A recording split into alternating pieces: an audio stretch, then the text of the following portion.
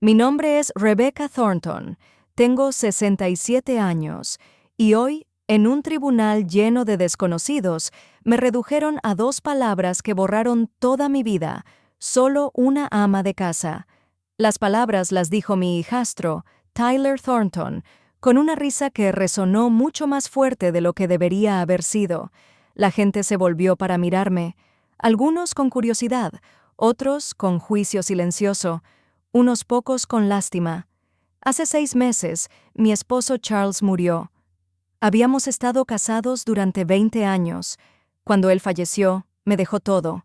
Su empresa, sus propiedades, sus cuentas, la vida que construimos juntas, paso a paso. Tyler no aceptó eso, me demandó. Afirmó que manipulo a su padre, que lo aislé, que me aproveché de un hombre envejecido y reescribí su testamento para mi propio beneficio. Contrató al abogado más caro de la ciudad para probarlo.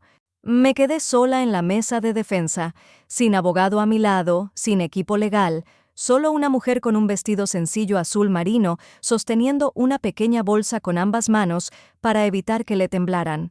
La sala del tribunal olía a madera pulida y viejos argumentos, el tipo de lugar donde se supone que la verdad importa, pero a menudo importan más las apariencias. Frente a mí estaba Tyler, de 35 años, con un traje perfecto, postura relajada, la confianza de quien cree que esto ya terminó.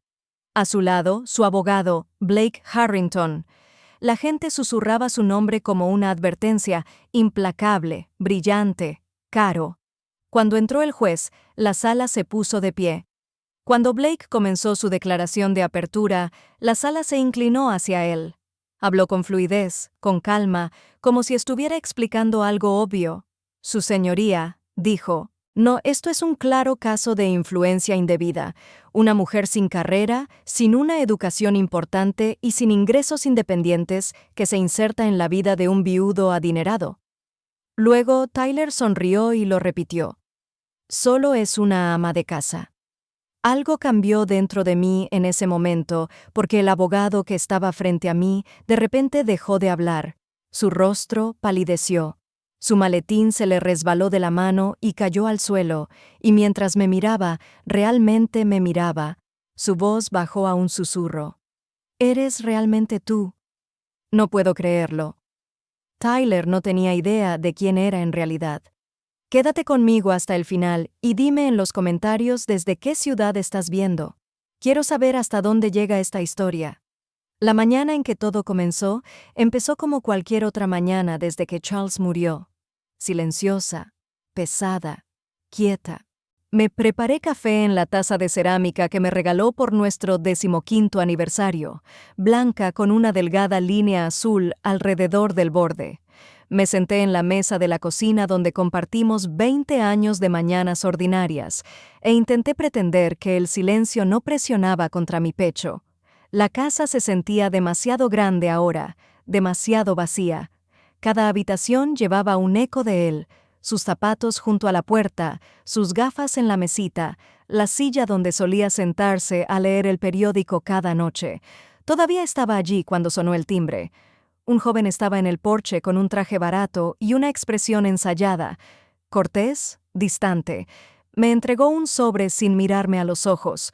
Señora Thornton, documentos legales. Por favor, firme aquí. Mis manos temblaron al abrir los papeles. Tyler estaba impugnando el testamento.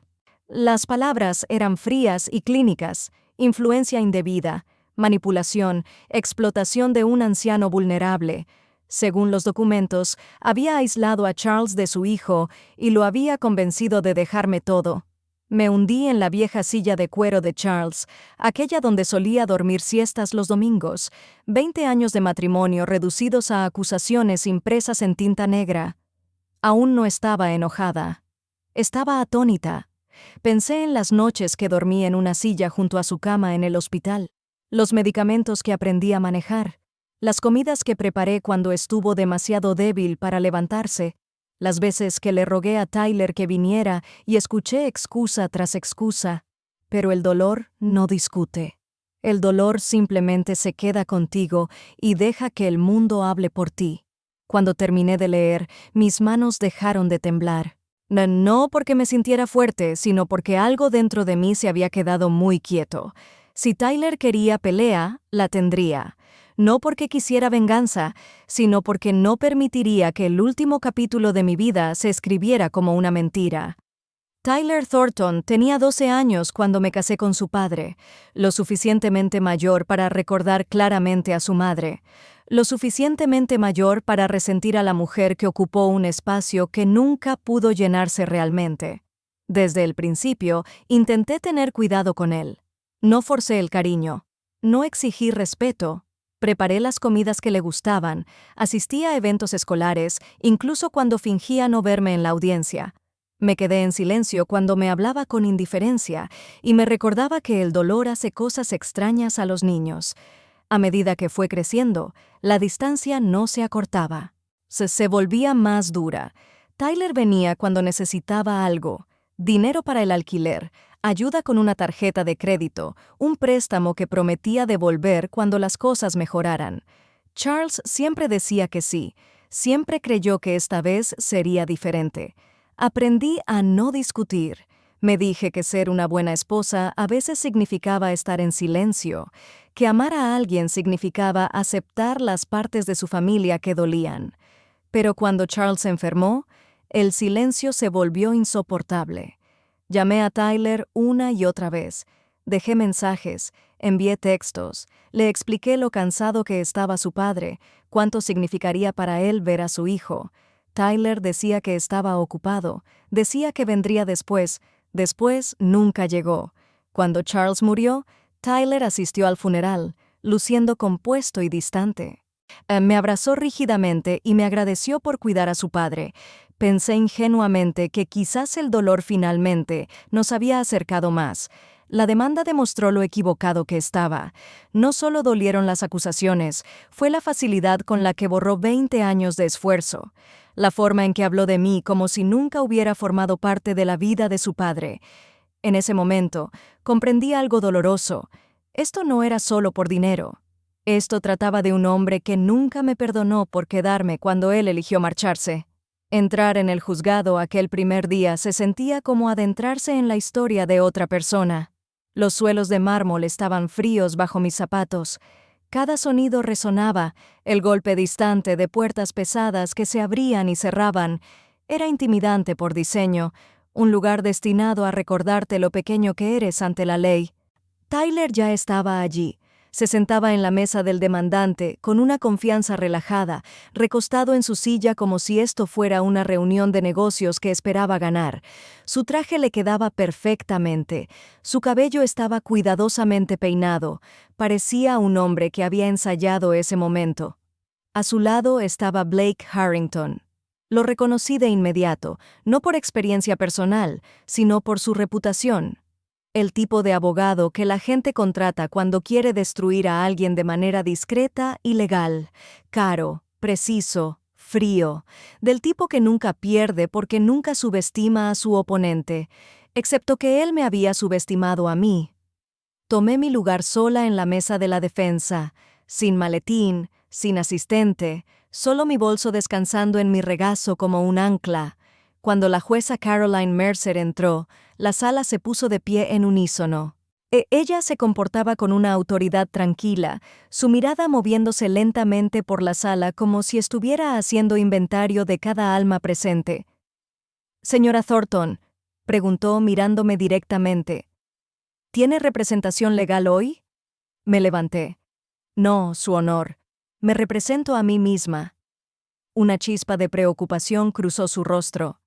Miró hacia el lado de Tyler, luego volvió a mí. «Señora Thornton, esto es un asunto serio que involucra bienes sustanciales. Le aconsejo encarecidamente que considere obtener un abogado». Asentí. «Entiendo, Su Honor». Lo que no dije fue que contratar a un abogado parecía como admitir culpa. Que gastar el dinero de Charles para defenderme contra su propio hijo me parecía mal, que en lo más profundo creo que la verdad debería ser suficiente. La jueza asintió levemente y dirigió su atención a la otra mesa. «Señor Harrington, puede comenzar. Y así, la historia de mi vida quedó en manos de otra persona. Blake Harrington se levantó lentamente, ajustándose las mancuernillas con cuidado deliberado. Su honor, empezó. Estamos aquí hoy porque un hijo afligido ha sido obligado a confrontar una dolorosa verdad, que los últimos deseos de su padre no fueron moldeados por amor, sino por manipulación. Su voz era calmada, medida, del tipo de voz en la que la gente confía. Pintó un cuadro de mí como una mujer que apareció en el momento perfecto, una viuda solitaria, un hogar tranquilo, una oportunidad disfrazada de compañía. Señora Thornton, dijo, no tiene antecedentes profesionales relevantes, ninguna carrera significativa, ingresos independientes. Dependía completamente del padre de mi cliente para su estabilidad financiera. Sentí que la sala cambiaba. Continuó enumerando hechos despojados de contexto, que no trabajaba fuera de casa, que manejaba los asuntos del hogar, que acompañaba a Charles a citas, que manejaba sus medicamentos durante su enfermedad. Cuidado, insinuó, era control. Entonces Tyler se inclinó hacia adelante. Su honor, dijo mirándome con una sonrisa burlona, ella apenas puede manejar sus propias finanzas. Probablemente ni siquiera entiende la mitad de lo que poseía mi padre. Algunas personas en la galería asintieron. Eso dolió más de lo que esperaba, porque había pasado años fingiendo que ser subestimada no importaba, que ser vista como simple era inofensivo. Pero escuchar que mi vida se reducía a incompetencia en una sala pública dolió más que el duelo mismo. Cuando fue mi turno de hablar, me levanté lentamente. No argumenté en términos legales. Hablé con verdad. Amaba a mi esposo, dije. Lo cuidé porque quise, no porque esperara algo a cambio. Blake sonrió débilmente, como complaciendo a un niño. El amor no está en juicio aquí, señora Thornton, dijo. Influencias.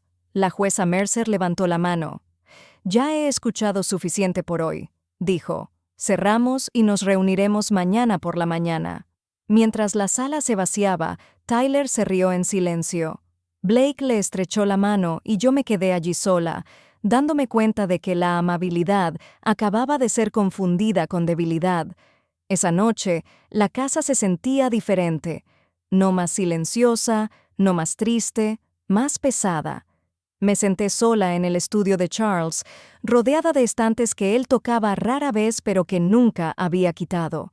Libros viejos, fotografías enmarcadas, una vida cuidadosamente preservada.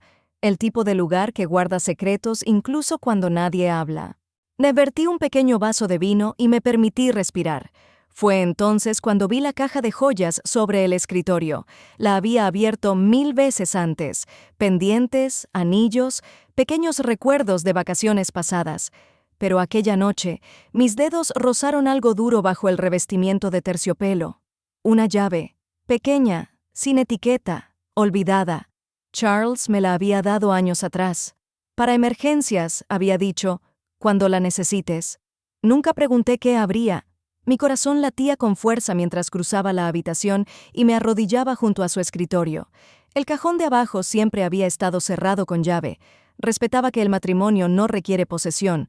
La llave encajó fácilmente. El cajón se abrió con un suave clic.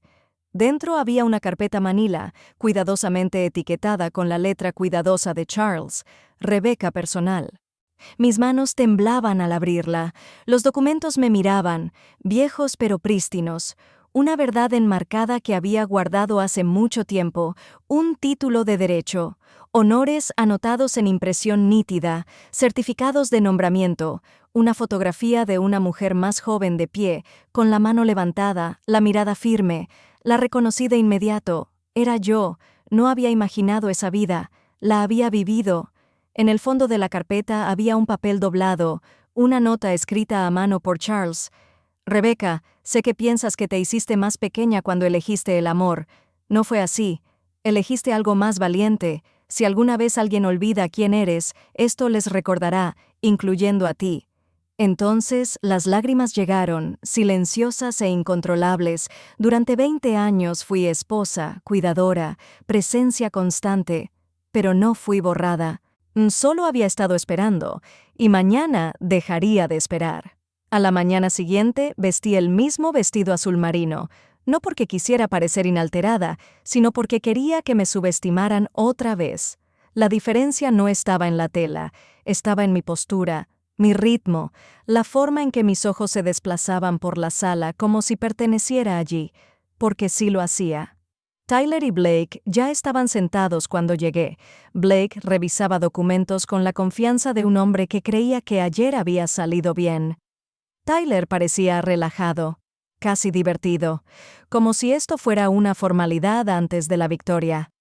La jueza Mercer entró puntualmente y tomó asiento.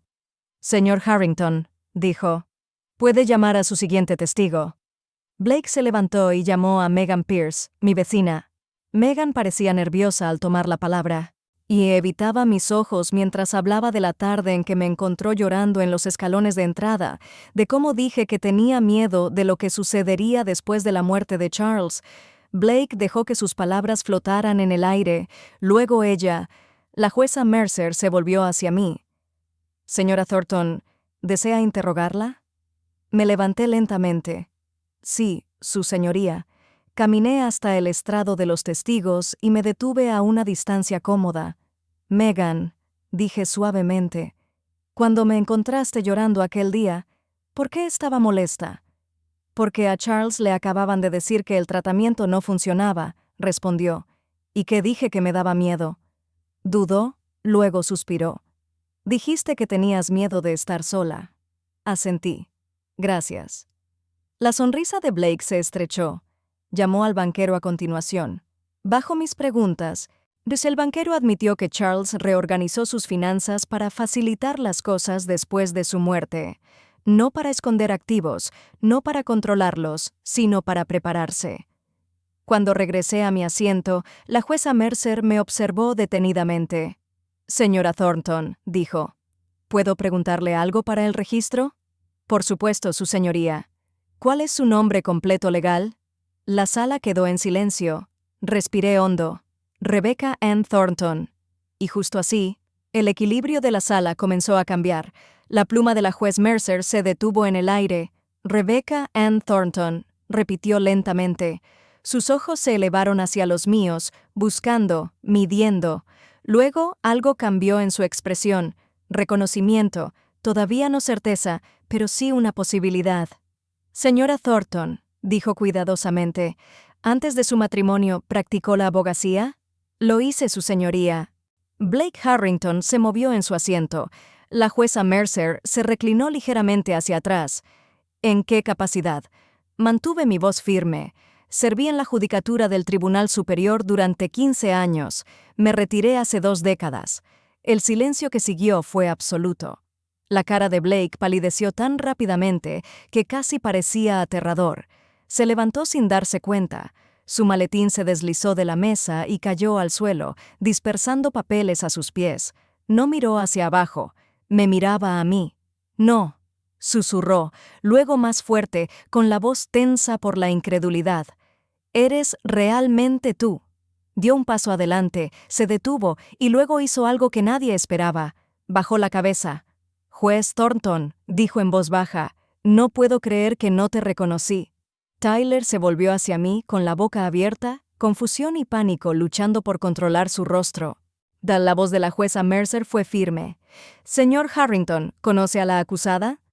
«Sí, su señoría, la comparecí ante ella al inicio de mi carrera». La jueza Thornton era ampliamente respetada.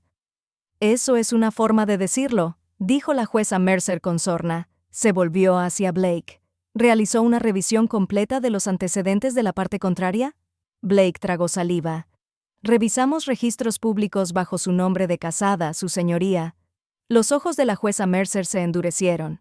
Entonces, no investigaron a la mujer que públicamente describieron como ignorante e incapaz. Blake no dijo nada. Permanecí sentada. No sonreí. No hablé. Porque esto no se trataba de venganza. Se trataba de que la verdad finalmente ocupara el lugar que le correspondía.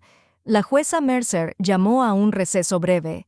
Cuando la sala volvió a reunirse, el ambiente se sentía diferente, más silencioso, más pesado. La confianza que había llenado el lado de Tyler desapareció, reemplazada por algo frágil e incierto. Su señoría, dije, levantándome una vez más, me gustaría presentar evidencia adicional. La jueza Mercer asintió. ¿Puede proceder, señora Thornton? Caminé hacia el frente de la sala sosteniendo una tableta delgada. Mi esposo anticipó este desafío. Continué. Sabía que su testamento podría ser cuestionado y quería que su propia voz fuera escuchada si eso ocurría. Presioné reproducir. Charles apareció en la pantalla más delgado de lo que lo recordaba, pero con los ojos claros y firmes. Mi nombre es Charles Thornton, dijo. Estoy en pleno uso de mis facultades mentales mientras grabo esta declaración. Hago esto porque creo que mi hijo puede algún día alegar que mi esposa me manipuló. El hombro de Tyler se hundió. Rebecca no me manipuló, continuó Charles. No me aisló, no influyó en mis decisiones. Cada elección que hice fue mía, basada en años de observación y experiencia. Hizo una pausa. Amo a mi hijo, pero el amor no borra la responsabilidad. Durante los últimos 15 años, le he brindado apoyo financiero más veces de las que puedo contar. Él no me lo ha devuelto, no ha cambiado su comportamiento. Sin embargo, Rebecca estuvo a mi lado durante la enfermedad, la incertidumbre y el declive sin quejarse. Renunció a una vida que la mayoría solo sueña porque creyó en nosotros. El video terminó. Nadie habló. Luego presenté registros financieros, préstamos documentados, fechas, montos, pagos atrasados, un patrón que hablaba más fuerte que cualquier acusación. Esto, dije, nunca se trató de explotación, se trató de derecho, de confundir el duelo con la justificación. Me volví ligeramente hacia Tyler. Amé a tu padre, dije. Nunca le pedí que eligiera entre nosotros. Él eligió la honestidad y la responsabilidad. La jueza Mercer revisó cuidadosamente las pruebas antes de hablar. Este tribunal no encuentra evidencia de influencia indebida, dijo. El testamento de Charles Thornton es válido y plenamente ejecutable. Miró directamente a Tyler. Además, el tribunal considera que la parte demandante actuó con desprecio temerario por la reputación de la acusada. Este asunto se desestima con prejuicio. Tyler miró la mesa frente a él, derrotado. 6 meses después, mi vida luce diferente. No volví a la banca, pero sí abrí una pequeña consulta, tranquila, concentrada, con propósito. Represento a mujeres a quienes les dicen que son demasiado mayores, demasiado emocionales, demasiado dependientes para entender sus propias vidas. Mujeres a quienes llaman simplemente de alguna manera. Una tarde apareció un mensaje en mi teléfono. Rebecca, era Tyler. Estoy intentando hacerlo mejor.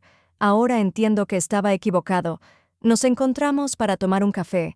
Hablamos con honestidad, no con perdón, todavía no, sino con responsabilidad, y eso fue suficiente para comenzar. Ahora estoy en mi oficina, mirando hacia la ciudad. Entiendo algo que una vez olvidé. Tu valor no se mide por el papel que juegas para los demás, se mide por la verdad que llevas y por el coraje de mantenerte firme en ella cuando te desafían. Si mi historia resonó contigo, dale me gusta a este video, compártelo con alguien que lo necesite y cuéntame en los comentarios desde qué ciudad estás viendo. Porque historias como esta viajan más lejos de lo que jamás imaginamos.